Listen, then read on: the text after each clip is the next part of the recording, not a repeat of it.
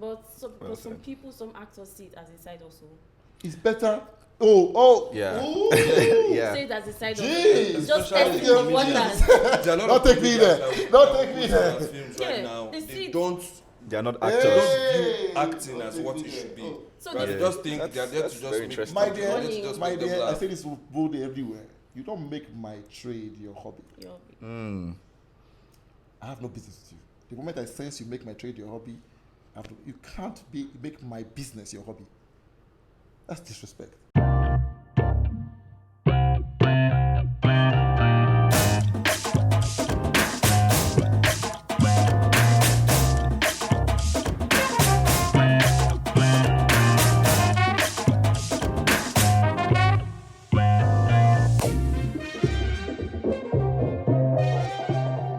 Hello, everybody. Welcome to the final episode of Before You Say Action podcast.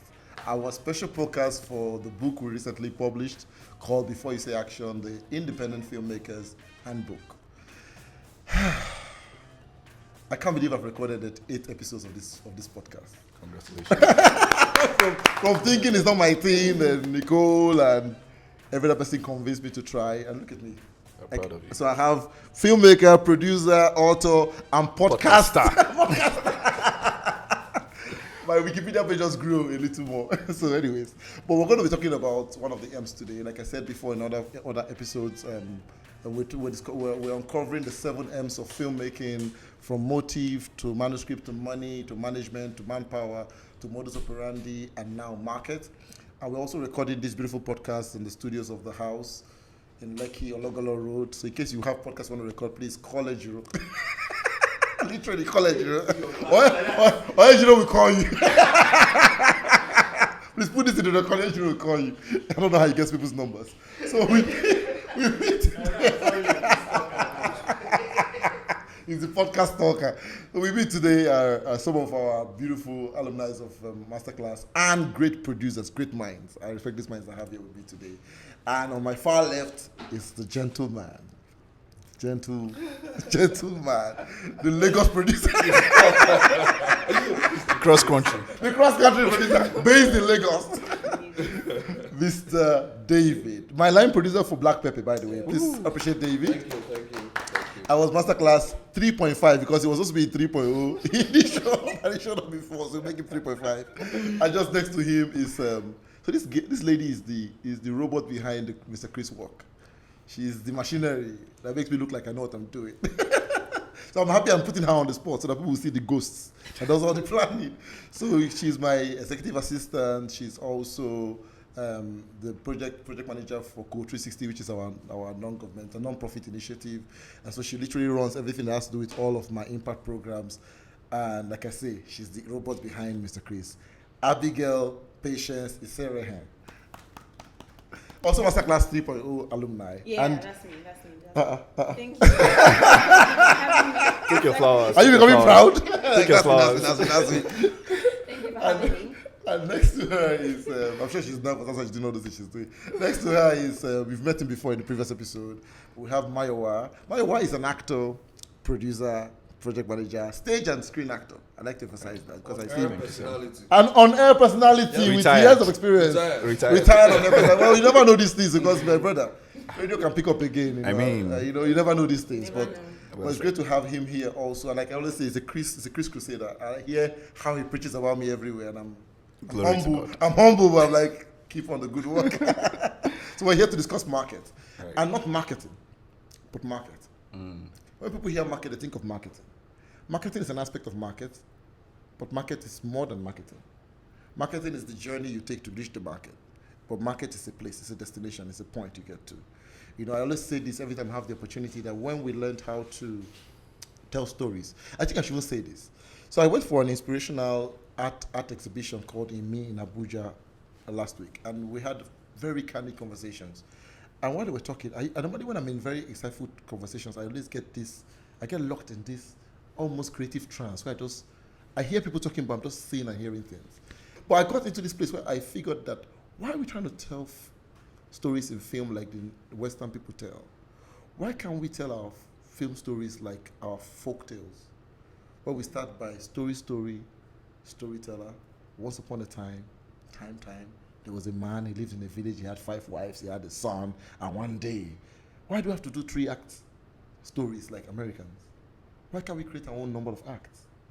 Our parents didn't know 3 acts, but they told beautiful stories about the tortoise that fell from heaven and broke his back, about the why the head has a comb on his head, about why the hare and the tortoise couldn't run, about Saturday was the patience is the best, when they wanted to run and the tortoise won the race. Right. Those stories didn't have 3 act structure, but they held us captive in the night, without under the moonlight.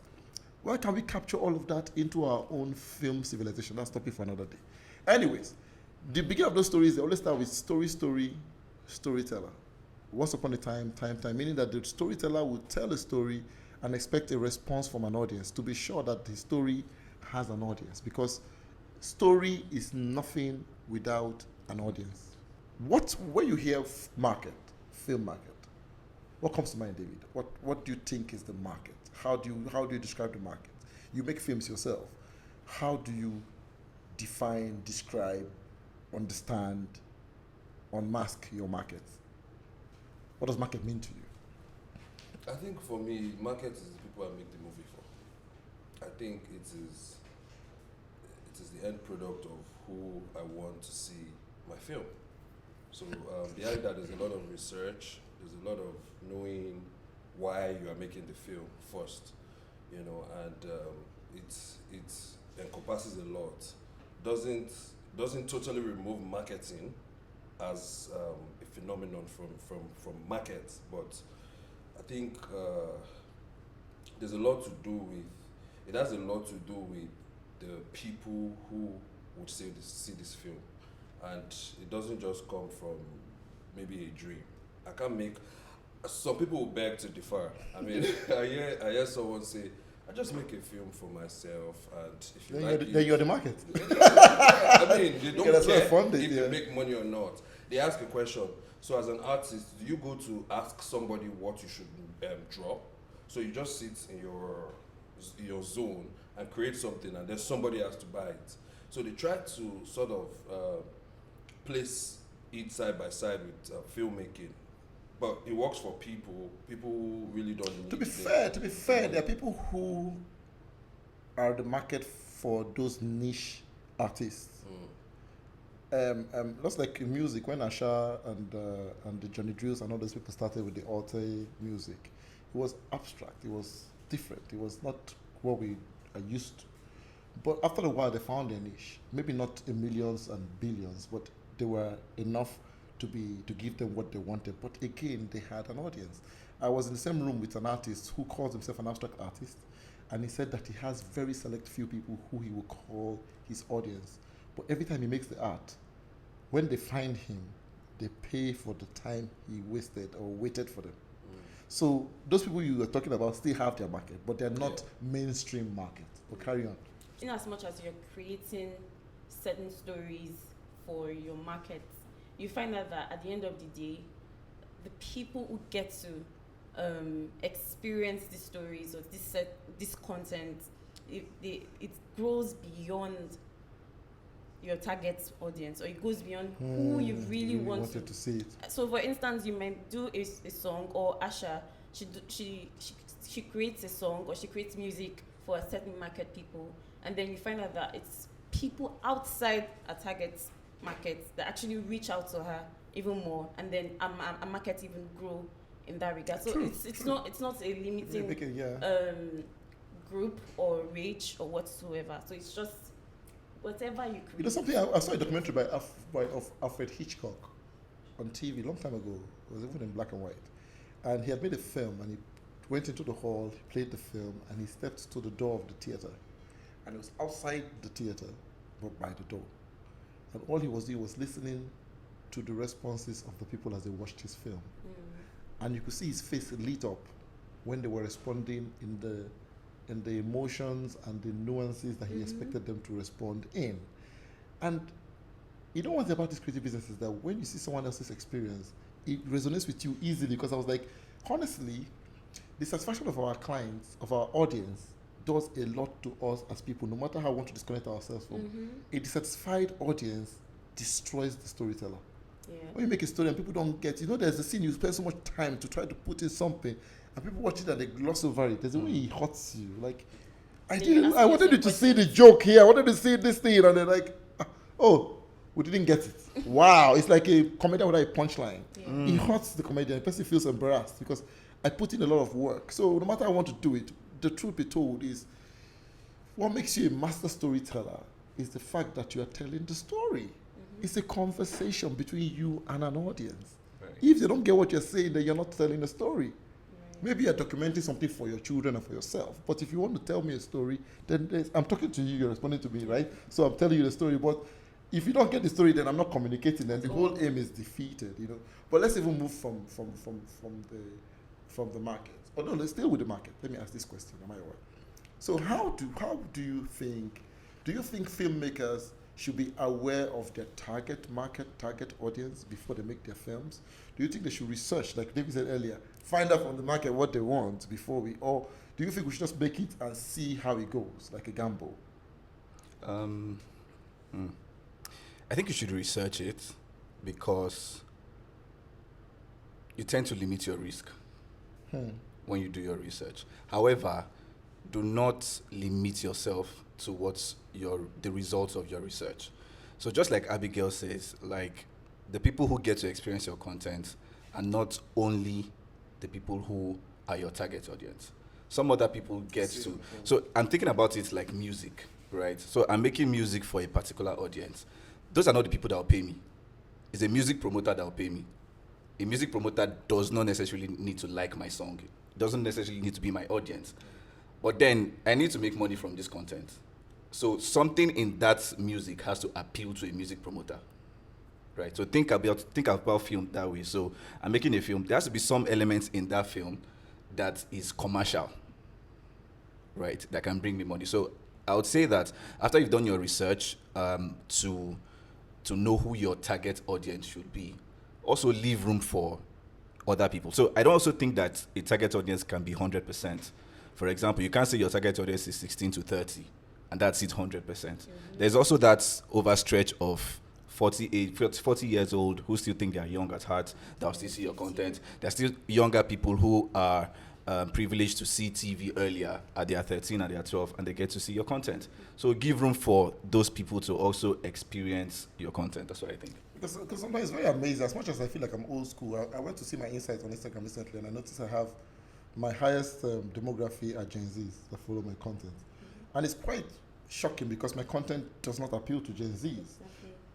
So I still don't understand. Just like nationally, after Nigeria, the next country that follows my content is India, up to 11%. I still do not understand why Indians are watching my content. Right. So, so while I'm thinking that way, my mind is not saying, okay, now that Indians are following my content up to 11%, maybe I should find what I can use to appeal to them. So maybe I should use an Indian song on my reel. What I'm saying, and they will know that I know I have seen them. But you see, there are two things happening here. One is I'm targeting an audience, but I'm also allowing the audience that is coming to me to dictate what I do next with my life. So that's tricky because if you now start doing those things, they may stop coming. Because now it looks like every other content. The reason that might be coming might be the Nigerianness in your content. Exactly. True. Let's go to the next level, which is distribution. I'll say something about market and marketing, because a lot of times people also have a market that they're targeting, but they don't know how to get to the market. And someone defines distribution for me as the bridge between you and your market.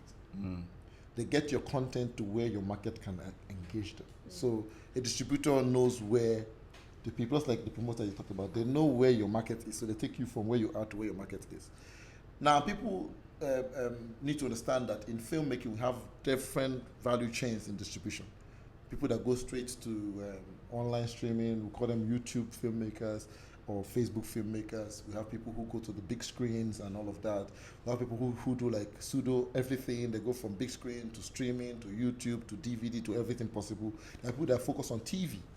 I have a friend who's a master in TV production. These guys know what I'm talking about. I say, I've never heard him talk about film. He did a film early. Since I've not heard him talk about film again. He's just focused on back-to-back TV things, So, but the question I want to ask is, how much impact does the knowledge of the market have in the type of film? Because we had a conversation today, during one of the breaks, where I said, "Want to make a film for YouTube?" And someone said it's too expensive for a YouTube film. I don't know if you guys remember they said that. You know, and that's the norm.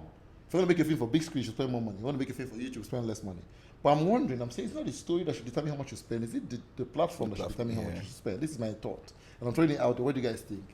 Anybody can jump on it. Well, I think the story, to a large extent, as you mentioned, determines the kind of platform? How much you the kind The of budget. amount you spend Yes. to make a film. That's why, at the end of the day, there's a long line of Factors. of platforms to consider. So many people start from cinema and then they come down to SVOD, video on demand, and all that, right? But people that don't have that kind of money should actually work with a story that can fit into the money they have, and they should work with the writer. That's what I just strongly feel. Yeah. Well, for me, in as much as you'd want to go to the cinema, because a lot of people just want to make films so they can go to the cinema or they can go to the streaming platform. It does something to their self esteem. Yes. Yeah, exactly. So if you have a story and by far you know that this film, and you're telling yourself, oh, I want to go to the cinema, and then you take that film to the cinema and it doesn't do as much as you would expect, or as much as you had hoped, or as much as you had even spent. Do you get? So you realize that you've wasted a lot of resources, you wasted time, you spent a lot of money, when you know that film can in turn make so much money, or make at least something when it goes to a different platform. Okay, so I think that as filmmakers, we should understand that our contents, our films, are sometimes eternal, right? So even my children might be able to make profit off my project, right? So you might start out making a film for YouTube, and then you see the film comes out or even goes on YouTube, and 5 years down the line, Netflix is asking for it. So imagine you made the film thinking you're making it for YouTube. Now the quality is too low to go on Netflix. Wow. So I saw a film on Netflix a few days ago, and I think the movie is really interesting. But when you see the quality, you could tell that it was a low budget film, right? But the story, I believe it was a story that the story was the reason why they spent however amount they spent, not because of the platform they were thinking to put it. Do you understand what I mean? So the film was good enough, but as a filmmaker, I could tell it was low budget. But it was good enough to appear on Netflix. And I know that film was not originally made for Netflix, because at the time it was made, Netflix wasn't in Nigeria. You could see Tokpe Tedela was in the film, so you might even know the film I'm talking about. It had Dakuri Egbo, so it just came on Netflix a few days back. So you could tell that this film was maybe like 5 years ago, or maybe even more, right? And it had a lot of indie filmmakers in Ibadan. I think it was even situated in Ibadan and all of that. So I don't think that film was originally made for Netflix. It was just storytellers who came together to tell a good story and do it properly. And now today it's on Netflix. So if I'm shooting a film and I'm saying I want to put it on YouTube, I don't think the platform should determine the quality of what I'm putting out. I think even my name should even determine the quality of what I'm putting out as against the platform. You know this actually TV Visa on Arrival. Yeah. I was scrolling through the TV 2 days ago and I saw it's on African Magic. It was made for YouTube. Right. But now it's now on African Magic because he had good following and massive following. I think it has gone into a level of distribution also and all of that. But they made it for YouTube and now it's now on TV. So I really agree with what you're saying. So so also with distribution, question I want to ask again is when to get your distributor involved. Because for young filmmakers, I'm sure you guys are sorry I'm asking this question. You're asking me the question, whatever. So when it's too early, when it's too late? When do we start the conversation with distributors? From script writing. From script writing. Sorry, I want to jump on this early. I saw a film by one of the directors I respect so much. And when I watched that film, I was telling myself that this woman did not spend her money on this film. Because I could see 15 million, 20 million, 50 million, 100 million, rise from watching the film. And I could tell that this was not an afterthought, right? It was weaved even when the script was being written. We had already told ourselves that we'll bring this company to do this and then we'll do it like this. Like even some characters were built that way to, be able to accommodate those things. The same director shot a film and I saw the way she did the ad. She was going to show a car And it wasn't like it wasn't like they were trying to feed you like this is what we are trying to tell you. It was very subtle, And I've watched another film where somebody wanted to do an ad for a was it a sport betting company or one of these online transaction companies, and they were literally just you can download this now just quickly in a film. And for me, it put me off. So, but if that had happened in the scripts, we would have looked for a creative, which again, creative producers, look for a creative way to put in all of these things as an element in the film. So people see it and they're enjoying the story. Again, one of the reasons why radio, because of my radio background, one of the reasons why radio might be fading out is because people think there are too many ads on radio. So when I put on my radio, I'm not putting on my radio to listen to ads. I put it on my radio to listen to music or to listen to news and conversations. But then we have to look for creative ways to choke in the ads. Yeah. So that's why you see like a Sound City Radio, for example, their ads have become songs. You see Coca-Cola is doing ads for radio. It's like a music.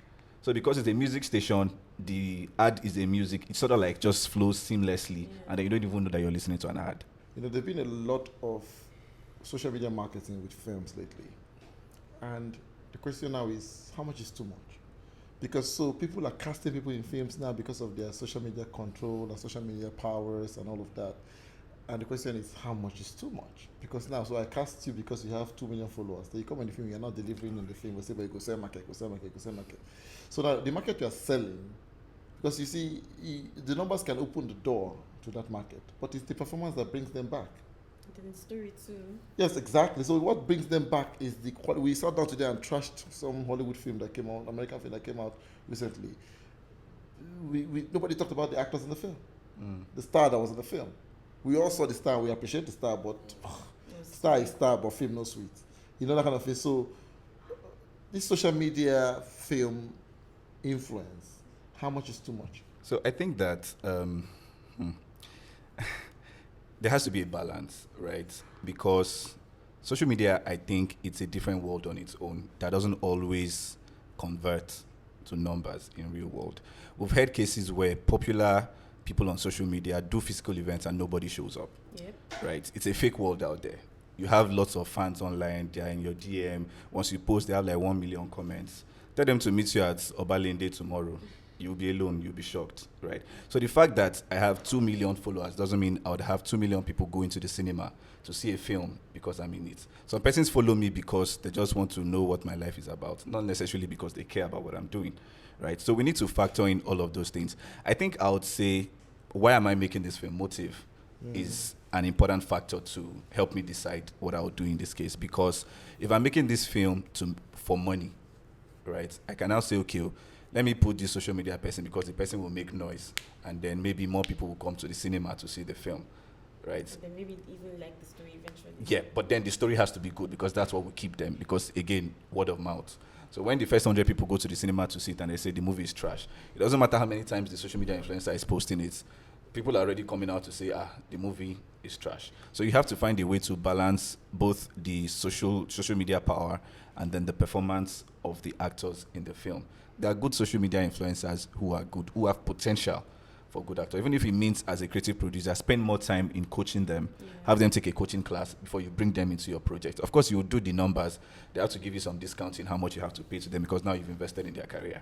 That brings me to I've been in battle of what book to write next. You know that I'm an author.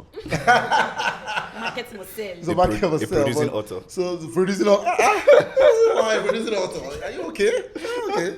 So there are two topics that have been in my head, which is first is creative leadership, which has been a major part of my thought patterns in the past 2 years. But the second is casting for profit. I think we really need to have that conversation, casting for profit, because just like in football, they'll tell you that the coach won the match from his selection. You've been playing a team that's been working, then you bring in a super sub in AFCON on the finals. Not that he's a bad player, but the team that brought you to this point, nobody got injured.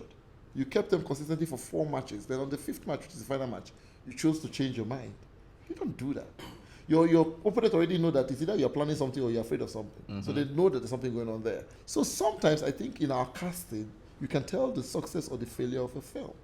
Wedding Party, one of the most successful Nigerian films we have in Nigeria till today, was born out of the chemistry between Adesua and Banky W. It was so real, they had to make it real.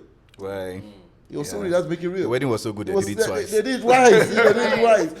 And And the moment they played out, this is not me trying to cast anything, but when they played out of their own relationship and went to the next one, it didn't work. It didn't work because what brought us to wedding party were those two people. I would have loved to even see wedding party live afterwards. Like, okay, after they got married, she got pregnant, got a child. I would have seen that about this Susu and Banky of our heart. We all called her Susu. She became our wife, became our girlfriend. We became what they call online in-laws. Yeah. Literally. It was a potential TV series. Yeah.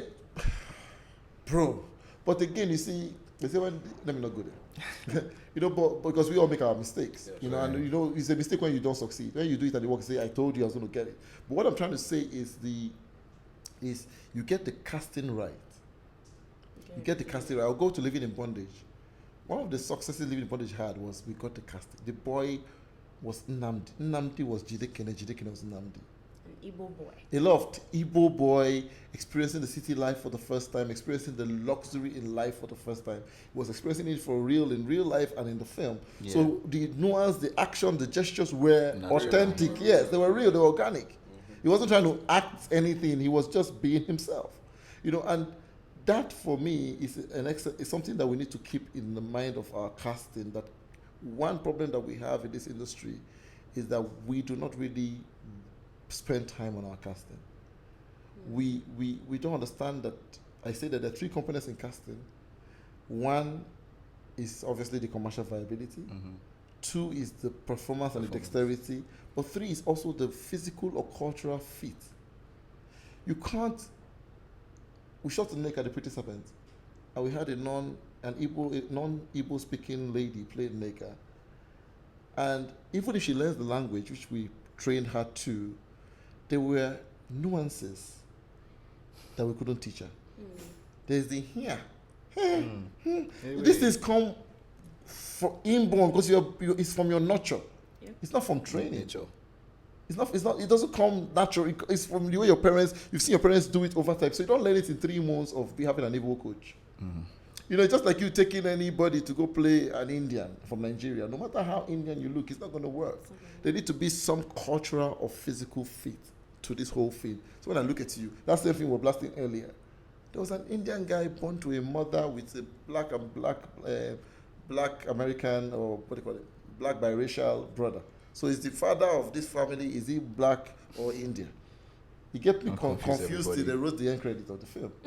You know, I know the producer will say, I really don't care, yada, yada, yada, yada, yada, yada, yada. But the point is that these things are very important because when I got into film, it was because film was the only world that you could immerse yourself in and experience the world, but not get affected by the world. How to explain? You know, in the world, if they're fighting outside your house and you go outside, you might get smashed in the fight. Yeah. But in the film, they could be shooting and blowing up the building. Your own chair is not going to blow up. Mm-hmm. You can experience the whole 3D effect and be settled in your house. So that's a safe space where you can experience the adrenaline without exposing yourself. That's what. So, but the world has to be believable. I think films get to the point where we don't believe it anymore. We all know. People are driving cars out of jets and landing safely. People are driving out cars and landing with parachutes. People are using their hand to stop trains. Where's the believability? Well, there's no believability anymore. So it's just like, film trick. They have come. If the trick didn't trick you, it failed. Right. When Jack died in Titanic, I cried. He didn't have to die, but the guy didn't die. He acted enough him a week later. So I just wasted my tears, but I believed him, and he froze to death. And I see this hair girl pull her on top of the thing now, you know. But that's what film is meant to do to us. When Rambo got injured in Rambo First Blood, that tear, it literally tore my skin too, because I felt the pain with him. Let's not talk about Passion of the Christ. Let's not talk about Apocalypto. Yeah. Ha! Right. Jeez, Apocalypto. You know, but now watching film, it does look like we have a fine studio, we go fine cameras, fine lights. So I think in the casting somewhere, this thing is not believable. When we saw those actors before, we used to believe that they were soldiers, they were boxers, they were real. Now we know they are not. So I think something even beyond Nollywood, I think even in Hollywood and Bollywood, it's fake. And I think we need to understand that while you are casting, you need to pay much attention. And remember that this market deserves to be satisfied. I also think that actors have some work to do. Certainly. Yeah, because which is not their fault. They had to take so many projects in a year to be able to, for their accounts to balance. No, but we also influence them because if they know that if I'm a producer who pays well and picks the best, people will be just like football. Would be the best on their set. Everybody is on the bench. I agree. You got to show me at the training that you're what's being on my team on Saturday. So what actors know that anyhow, as I have 2 million followers, 20 million followers, they'll call me up and give me a job. If this person knows, let me tell you something. The key players, I'm not calling a name in the industry, let's say the top 5 players, if they decide that, hey, if you're not good at performing, I'm not going to put you in my film, actors will up their game. I agree. Truly. That's how we got here. No, they were worse than this before. I agree. Before, it was, they literally couldn't come with the same shirt. I heard of a story that they were shooting a film in Jos or Abuja with a popular Nollywood actress. So they were shooting and they had issues with the location, so they went back to the hotel. While they were trying to sort out the location, when she was upstairs, he called her and said, "Madam, is they free? If you give us 3 hours," yes. They drove a car to the parking lot of the hotel, shot a scene of another film. With the same outfit? No, just she changed. But Okay. so when they came out to pick her to go back to her set, they saw she was shooting, they had to wait for her to finish shooting. They picked her. So I'm like, so in the morning you are Yakubu, in the afternoon you are Ahmed, you are Bolaji, in the night you are Yakubu again. Obviously, in fact, my own film, I was shooting a film in MN Estate. An actor was shooting a series for African Magic and shooting a film for me. If you watch the 2 films, you see the same character. Yeah. Because he was, so when he has downtime here, after those series, they are turning the clock in series. He will jump there and go and turn 2-3 episodes, 2-3 scenes and come back. There's no matter how, even if you are Al Pacino, you are Danny Day-Lewis, you need at least 48 hours to debrief yourself of a character and become another character. It's not like a cloth you just wear and take off. So they are watching a film, and now because you need to remember this guy's backstory. There's a whole lot. How does this guy cry? What pain do I connect with to get this guy to cry the way he needs to cry in this film? You're not going to use that cry in the other place. It's going to be mixed up. Right. So I don't believe money should be the reason why people do what they do. If you respect the art enough, you find a side hustle. But some people, some actors see it as a side hustle. It's better.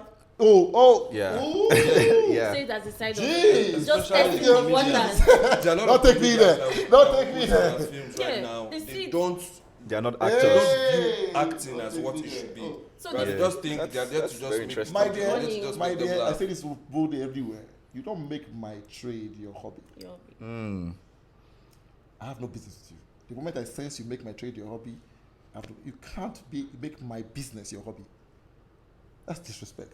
You know, they see the film industry as a thriving industry, and so people just want to jump on it, and so they don't get left out. Then do what you need to do to make sure the industry grows, leave it better than you met it. Yeah, Don't come and just. we have a lot of work to do. Anyway, so This is another podcast. that's another podcast. So like, why are we the way we are? Well, I've had an amazing time hosting and talking with you guys, talking with all the other alumni of Masterclass on this podcast. It's been amazing, and I really want to say thank you to everyone out there, every member of the Code 360 tribe, 1.0, 2.0, 3.0, 4.0. Say thank you to the Sozo family. Thank you especially to Nicole for making me do this. To my ghostie, I don't know if that was the word till I found it. Ghostie, Uche for helping me write this book.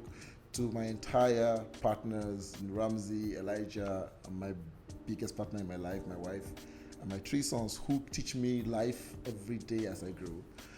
Thank you, and thank you to God that inspires me constantly. I think I'm the most inspired person in this world.